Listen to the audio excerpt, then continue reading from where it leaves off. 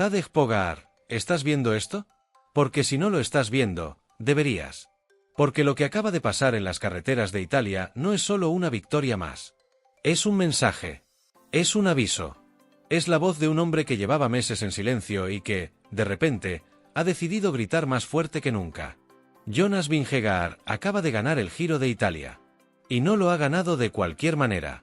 Lo ha ganado destrozando a sus rivales, subida tras subida, etapa tras etapa, como si estuviera enviando una postal directa a Eslovenia con un solo mensaje escrito en mayúsculas: estoy más fuerte que nunca. Y créeme, cuando terminemos este vídeo, vas a entender exactamente por qué esa frase debería quitarle el sueño a Pogačar esta noche. Vamos a ponernos en contexto, porque esto no es un capricho, no es una casualidad, no es un rival cualquiera hablando por hablar. Esto es historia pura del ciclismo escribiéndose delante de nuestros ojos. Jonas Vingegaard, el danés silencioso, el que prefiere hablar con las piernas antes que con la boca, acaba de completar algo que solo 7 corredores en toda la historia del ciclismo masculino habían logrado antes que él: ganar los 3 grandes tours de su carrera. El Tour de Francia, que ya conquistó en 2 ocasiones. La Vuelta a España, que se llevó el año pasado. Y ahora, el Giro de Italia, la carrera que muchos pensaban que nunca correría, la carrera que parecía reservada para especialistas de montaña pura, para hombres que llevan toda la vida soñando con la maglia rosa. Y él, que llegaba por primera vez a Italia, que debutaba en esta carrera legendaria, no solo la ganó. La dominó de una manera que ha dejado a la prensa italiana, a los aficionados, a los propios rivales, completamente sin palabras. Piensa en esto un segundo.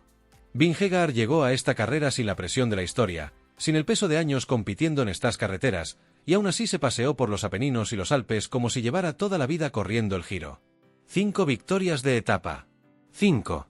En una carrera de 3 semanas, contra un pelotón repleto de especialistas, de escaladores puros, de hombres que se juegan la vida entera en estas montañas, Vingegaard ganó 5 etapas y terminó la general con una ventaja de más de 5 minutos sobre el segundo clasificado. 5 minutos. Eso no es ganar una carrera. Eso es aplastarla. Y aquí es donde la historia se pone realmente interesante, donde entendemos por qué este mensaje va dirigido directamente a Pogačar. Porque el esloveno, el hombre que ha dominado el ciclismo mundial durante los últimos años, el que parecía imparable, el que acumula Tours de Francia y monumentos como quien colecciona estampitas, todavía no ha completado esta hazaña. Todavía no tiene el Giro en su palmarés. Y ahora, mientras él se prepara para atacar el Tour de Francia este verano, sabe que su gran rival, el hombre que más veces le ha hecho sufrir en las montañas de julio, acaba de llegar a esa cita con una confianza que roza lo insultante. Repasemos etapa por etapa cómo se construyó este monstruo de carrera, porque cada golpe que dio Vingegaard fue una declaración de intenciones. La primera gran bofetada llegó en el mítico Blockhaus, una subida que tiene nombre propio en la historia del Giro, un lugar donde se han escrito algunas de las páginas más dramáticas del ciclismo italiano. Ahí, Vingegaard mostró sus cartas por primera vez. No fue sutil. No fue calculado al milímetro para guardar energía. Fue un ataque brutal, de esos que rompen piernas y rompen moral al mismo tiempo. Y a partir de ahí, ya no hubo vuelta atrás. Después llegó el Corno-Ayescal, donde Vingegaard alcanzó su victoria profesional número 50, un hito enorme en la carrera de cualquier ciclista, y lo hizo con una facilidad pasmosa, casi como si estuviera dando un paseo mientras sus rivales se destrozaban por detrás intentando seguirle el ritmo. Testigos en el pelotón describieron esa subida como una masacre silenciosa. Vingegaard ni siquiera necesitó forzar al máximo. Simplemente estaba en otro nivel. Luego vino Pila, otra cima, otra demostración de fuerza.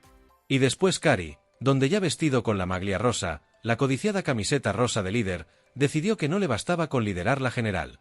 Quería también la victoria de etapa. Y la consiguió, con una aceleración explosiva a poco más de 6 kilómetros de meta que dejó a todos sus rivales mirándose las caras, preguntándose qué demonios estaba pasando, cómo era posible que un hombre pudiera seguir teniendo esas piernas después de 3 semanas de guerra en las montañas italianas.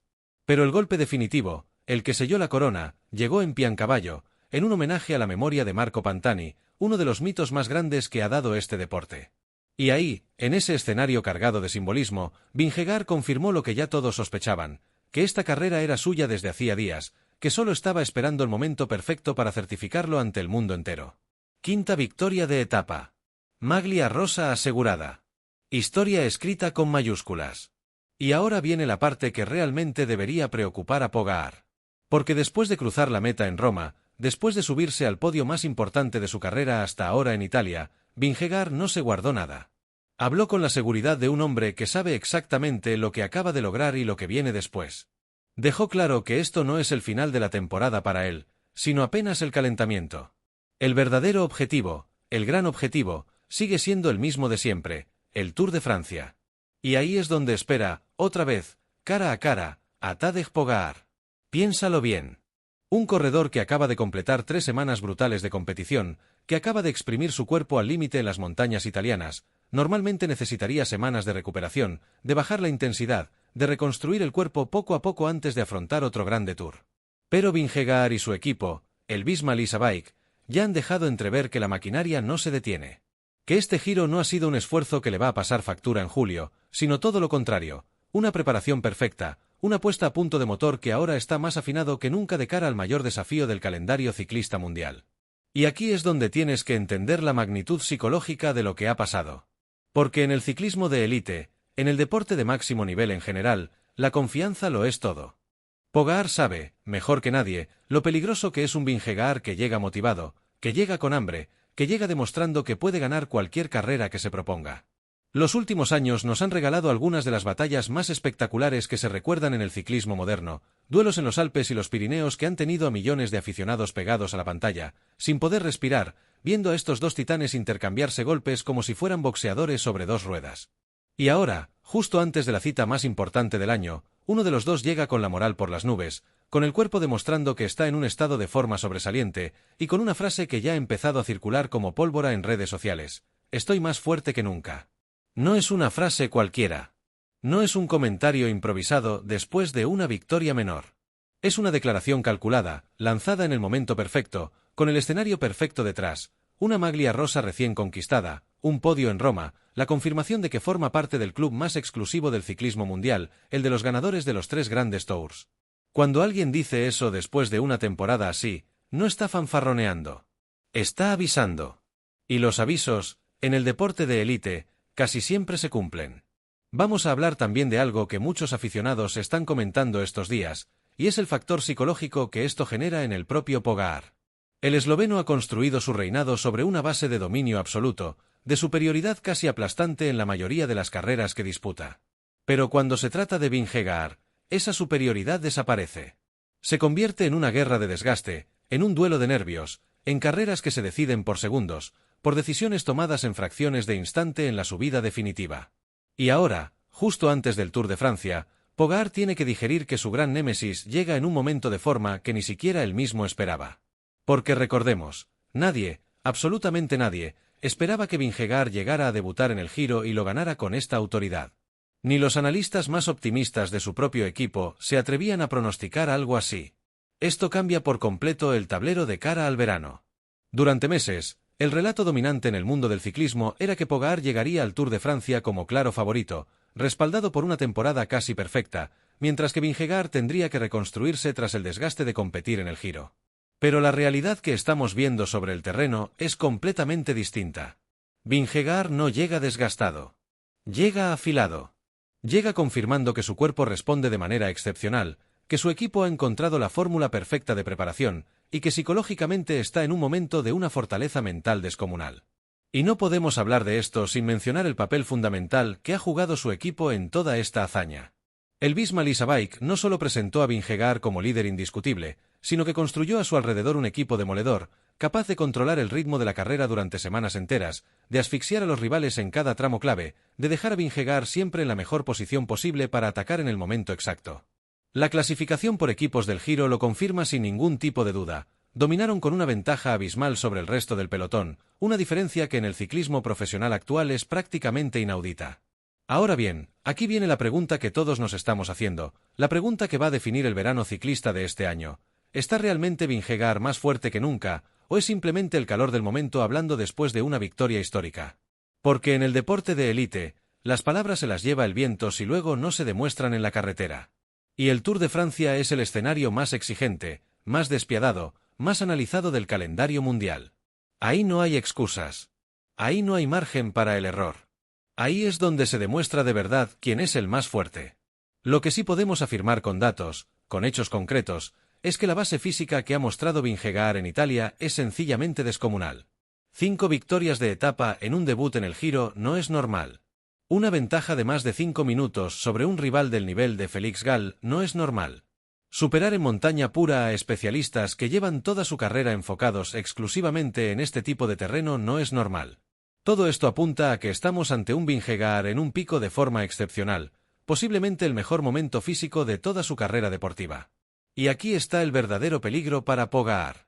Porque el esloveno sabe que no puede permitirse llegar al Tour con un solo gramo de duda, con una sola grieta en su preparación. Sabe que enfrente va a tener a un rival que no solo está motivado, sino que además acaba de demostrar, con hechos y no con palabras, que su cuerpo responde al máximo nivel exigible. La presión ahora recae sobre los hombros del campeón esloveno, que tendrá que salir a defender su trono con una versión perfecta de sí mismo, sabiendo que cualquier fisura, cualquier mal día, cualquier etapa en la que no esté al 100%, puede significar la diferencia entre la gloria y la derrota más dolorosa de su carrera. Los aficionados ya están contando los días. Las casas de apuestas ya han empezado a mover sus pronósticos. Los analistas de ciclismo llevan días debatiendo en programas y podcast especializados sobre qué significa realmente esta victoria en el Giro para el desenlace del Tour de Francia. Y la sensación generalizada, la que se respira en cada rincón del mundo del ciclismo, es que este verano vamos a presenciar posiblemente la rivalidad más intensa que se recuerda en la historia moderna de este deporte. Dos generacionales, dos genios de la bicicleta, en la cima absoluta de sus capacidades, midiéndose en el escenario más grande de todos. Porque no nos engañemos, lo que hace especial este duelo no es solo el nivel físico de ambos corredores, que ya de por sí es espectacular. Es la historia que arrastran, los recuerdos de batallas pasadas, las remontadas imposibles, los ataques que han dejado sin aliento a millones de espectadores en todo el planeta. Cada vez que estos dos se enfrentan en una gran montaña, el mundo entero se detiene a mirar. Y este año, con este contexto tan cargado de significado, con Vingegaard llegando envalentonado tras su triunfo histórico en Italia, la expectación se ha disparado hasta niveles que pocas veces hemos visto en el ciclismo contemporáneo. Así que aquí está el resumen de todo lo que necesitas saber, la información clara y directa que te llevas de este vídeo. Jonas Vingegaard acaba de ganar el Giro de Italia en su debut absoluto en esta carrera, con 5 victorias de etapa y una ventaja demoledora de más de 5 minutos. Se convierte oficialmente en el octavo corredor masculino en la historia en ganar los 3 grandes Tours, uniéndose a un club exclusivísimo de leyendas del ciclismo. Y con esa victoria bajo el brazo, ha lanzado un mensaje claro, directo, sin rodeos, hacia Tadej Pogačar. Llega al Tour de Francia más fuerte que nunca, física y mentalmente, dispuesto a pelear por todo. Ahora la pelota está en el tejado de Pogačar.